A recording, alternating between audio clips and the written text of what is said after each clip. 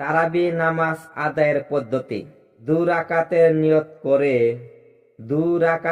নিয়ত করে প্রথমে সূরা ফাতিহা পাঠ করে যদি কুরআনে হাফেজ হয় তাহলে সম্পূর্ণ কুরআন মাজিদ 30 রোজায় ভাগ করে পড়া সুন্নত। আর তা না হলে সূরা ফাতিহার সাথে অন্য একটি সূরা মিলিয়ে পড়বে। সুবিধার্থে সূরা ফিল হতে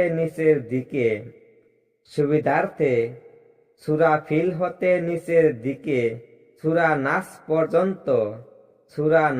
পর্যন্ত 20 রাকাতে দুবার পড়লেই হয়ে যাবে, অথবা সূরা ফাতিহার পর প্রতি রাকাতে সূরা ইখলাস পড়লে হয়, অথবা সূরা ফাতিহার পর প্রতি রাকাতে সূরা ইখলাস পড়লেই হয়।